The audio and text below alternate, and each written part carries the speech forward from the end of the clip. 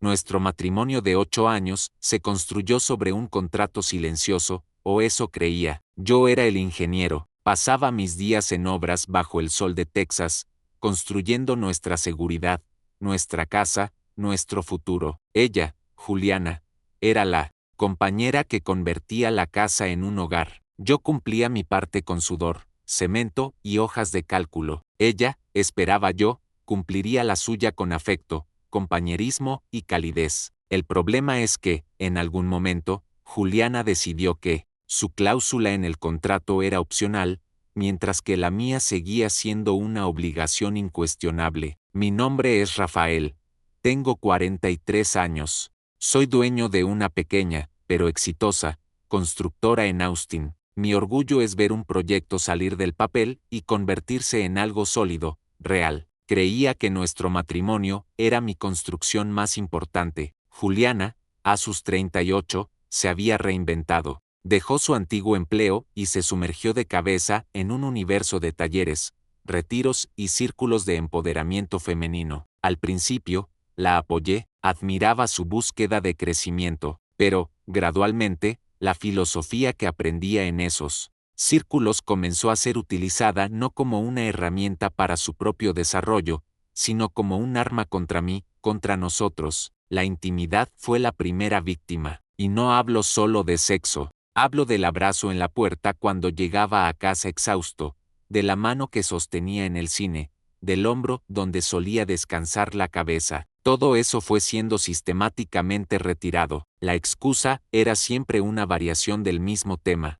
Estaba en su viaje de autodescubrimiento y necesitaba espacio energético. Si intentaba un acercamiento, era recibido con un retroceso, un cuerpo que se tensaba. Necesito mi espacio, Rafael, decía, con un tono profesoral, mientras su espacio personal se convertía en un territorio impenetrable. Su participación en nuestro espacio financiero continuaba más activa que nunca. El viaje de autodescubrimiento de Juliana era caro. Estaban los retiros de fin de semana en Texas Hill Country, las clases de yoga en estudios caros en South Congress, la ropa de lino sostenible y los almuerzos orgánicos con las hermanas de la tribu. Todo eso se pagaba con el dinero que mi trabajo, el cual ella sutilmente desdeñaba como parte del sistema patriarcal, proporcionaba. La hipocresía era tan flagrante que llegaba a ser surrealista. Quería la autonomía de una mujer independiente, pero con el extracto bancario de una esposa tradicional. La noche de la reescritura del contrato comenzó como tantas otras. Llegué a casa, cansado después de una semana, resolviendo problemas en una obra. Ella estaba en el salón, leyendo. La casa estaba en silencio. Yo solo quería un momento de conexión, un recordatorio de que éramos un equipo. Me acerqué a ella por detrás del sofá y puse mis manos en sus hombros, comenzando un suave masaje. La reacción fue inmediata. Se tensó como si hubiera recibido una descarga eléctrica. Dejó el libro en su regazo y se volvió hacia mí, no con el rostro relajado de quien recibe un cariño, sino con la expresión fría y distante de una ponente a punto de comenzar un seminario. Rafael, tenemos que hablar de esto, dijo, la voz tranquila, casi clínica. ¿Sobre qué? Solo te estoy dando un masaje. No, es sobre el contacto, sobre el acceso, continuó, usando la jerga de sus talleres. Estoy en un proceso de reconexión conmigo misma, y necesito que entiendas y respetes mis límites. Me miró a los ojos, la falta de emoción haciendo sus palabras aún más brutales. Mi cuerpo, mis reglas, Rafael. Ya no estoy dispuesta a ofrecer afecto o contacto físico por un sentido de obligación conyugal. Así que, por favor, no me toques. Sus palabras quedaron flotando en el aire. Mi cuerpo, mis reglas. Una declaración poderosa, un principio con el que yo, en teoría, estaba completamente de acuerdo. Pero, viniendo de ella, en ese contexto, no era una petición de respeto, era un decreto de embargo. Estaba, unilateralmente, suspendiendo su parte de nuestro acuerdo tácito, y, al mismo tiempo, llevaba una blusa de seda que yo sabía que había costado $800, pagada con la tarjeta de crédito que yo financiaba. En ese instante, el ingeniero dentro de mí, el hombre, de lógica y de balances, vio la ecuación con una claridad cegadora. La estructura de nuestro matrimonio estaba fundamentalmente desequilibrada. Ella había declarado autonomía total sobre su capital de afecto, mientras asumía acceso total a mi capital financiero. Era un fallo de diseño insostenible. No discutí, simplemente asentí lentamente. La miré a ella, al libro que estaba leyendo, a la blusa de seda, a la vida cómoda a nuestro alrededor. Entendido, Juliana, dije, con la voz sorprendentemente tranquila. Lo respeto, totalmente. Hice una pausa, dejándola absorber mi aparente sumisión, y, siguiendo esa misma lógica, de autonomía y de reglas claras, yo también tengo una nueva política que entra en vigor a partir de ahora. Me miró, con el ceño fruncido en confusión. Mi dinero, mis reglas, dije, imitando la cadencia y la frialdad de sus propias palabras. Ya no estoy dispuesto a ofrecerlo por un sentido de obligación conyugal. Así que, por favor, no me lo pidas. La mañana siguiente, amaneció en nuestro apartamento de Austin con una claridad fría e incómoda. La noche anterior no había sido una pelea, había sido una reconfiguración de poder. Me desperté en el sofá, donde decidí dormir para solidificar la nueva frontera entre nosotros. Cuando entré en la cocina, Juliana ya estaba allí,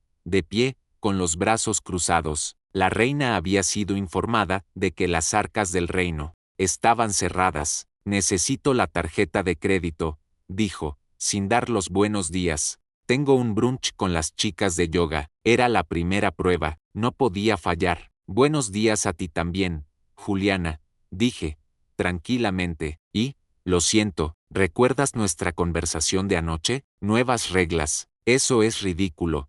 Rafael, no hablabas en serio. Nunca he hablado tan en serio, respondí, mirándola a los ojos. Mi dinero, mis reglas, y mi regla actual es que el presupuesto para actividades sociales superfluas está suspendido. Su incredulidad se transformó en ira. Eso es abuso financiero. Estás intentando controlarme. Me recosté en la encimera. No es abuso, Juliana. Es simetría. Es autonomía. Declaraste autonomía total sobre tu cuerpo y tu afecto. ¿Qué? Era tu contribución a nuestra sociedad.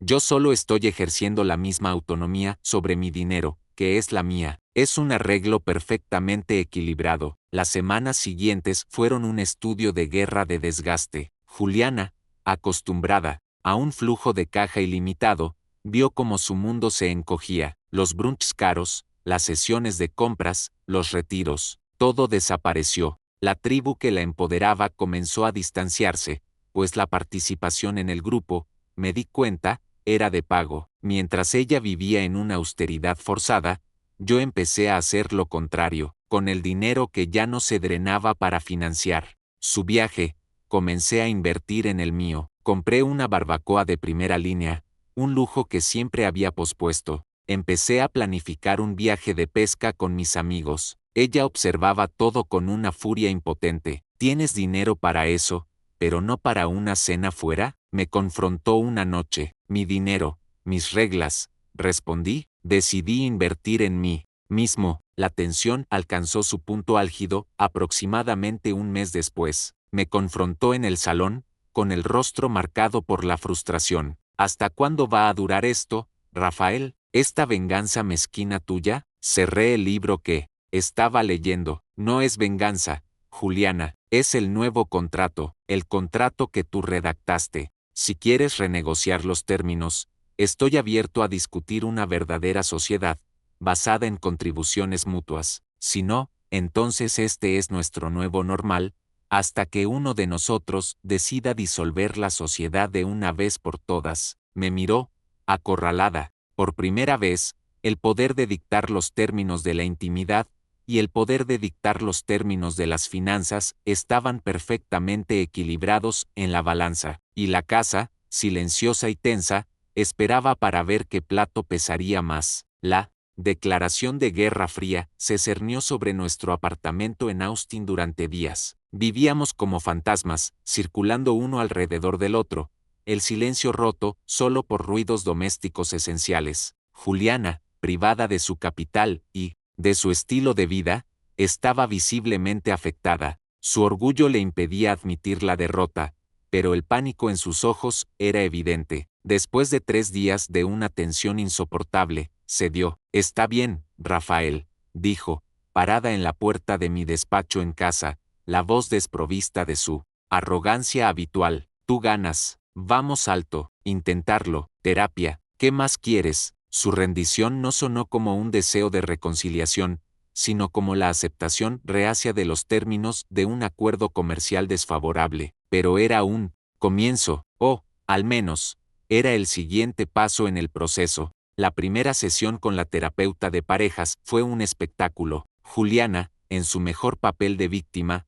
describió cómo me había vuelto controlador y financieramente abusivo, todo porque ella estaba en un viaje para encontrar su voz auténtica. Usaba la jerga de sus talleres como un escudo, pintando mis reacciones como una agresión patriarcal. Yo, por otro lado, me mantuve en mi lógica. Expliqué la dinámica del sueño versus dinero, la suspensión unilateral del afecto y mi subsiguiente suspensión de la financiación. No la acusé, simplemente describí el sistema desequilibrado en el que vivíamos. La terapeuta, una mujer inteligente y experimentada, escuchó todo y, al final, se dirigió a Juliana. Juliana, parece que Rafael está describiendo la ruptura de un contrato social implícito. ¿Cómo respondes a su percepción de que la sociedad se ha vuelto unilateral? Juliana no tenía una buena respuesta. Comenzamos a cumplir los términos de mi ultimátum. Las cenas sin móvil fueron terriblemente extrañas al principio. Hablábamos del tiempo, del tráfico en la I-35, pero, poco a poco, conversaciones reales comenzaron a surgir. Una noche, hablé con pasión sobre un nuevo material de construcción sostenible que mi empresa estaba probando. En lugar de bostezar, hizo una pregunta real, interesada. Sentí una chispa, un eco de la mujer con la que me casé, pero mantuve mi cautela, no detuve mi propia reconstrucción. Continué yendo a pescar con mis amigos en los lagos de Texas, continué perfeccionando mis habilidades en la nueva barbacoa que compré. Mi felicidad ya no estaba ligada al éxito de nuestro período de prueba. Estaba participando en el experimento, pero también preparándome para la posibilidad de su fracaso. Mi autoestima ahora venía de dentro, no de su aprobación. La máscara de Juliana se deslizó una tarde de sábado. Estábamos en casa, y recibió un mensaje en un grupo de amigas. Su rostro se iluminó y luego se oscureció. Mónica y el resto van a pasar una semana en un resort en Cabo San Lucas el próximo mes, dijo, la voz llena de una nostalgia palpable por su antigua vida. La invitación se extendió a nosotros. Suena bien, dije, neutral. Bien, es increíble, pero no podemos pagarlo con esta nueva política tuya, dijo, la acusación de vuelta en su voz. Y entonces, cometió el error fatal. Venga, Rafael, estoy haciendo todo lo que pediste. Fui a terapia, estoy hablando contigo. ¿No podrías, solo por esta vez, liberar el dinero? Merezco un poco de diversión. Y ahí estaba, la verdad desnuda y cruda. Su esfuerzo no era para reconectarnos. Era una tarea, un trabajo que estaba ejecutando a cambio de un pago. Estaba cumpliendo su parte del acuerdo para que el flujo de caja se restaurara. La terapia, las conversaciones. Todo era una actuación para recuperar su tarjeta de crédito. La pequeña esperanza que había albergado se extinguió por completo. Sentí una profunda tristeza, no por perderla, sino por confirmar que la mujer que amaba realmente ya no existía. Esa noche, la invité a sentarse en el salón. No había rabia en mi voz, solo una finalidad cansada. Gracias por intentarlo, Juliana. De verdad, comencé. Pero esto no está funcionando, y hoy me has mostrado por qué. ¿Qué he hecho ahora?, preguntó, a la defensiva. No estás tratando de reconstruir una sociedad, estás tratando de cumplir los términos de un contrato para restaurar tu financiación. Todavía lo ves como un intercambio, tu esfuerzo a cambio de mi dinero. Se quedó en silencio, pillada infraganti. Ya no quiero esto, continué. No quiero seguir viviendo en un período de prueba. No quiero seguir evaluando si una sonrisa o una conversación son genuinas o solo un pago inicial para un viaje. Quiero algo real, o quiero la paz de mi soledad. Me levanté, el período de prueba ha terminado, y la empresa ha quebrado. Llamaré a mi abogado el lunes para comenzar el proceso de divorcio. Me miró, el shock de ver su farol final expuesto en su rostro. Intentó renegociar el contrato, pero nunca entendió el producto que yo quería comprar, amor genuino. Y ese era un artículo que ella, simplemente, ya no tenía en stock. La tienda, para mí, estaba cerrada para siempre.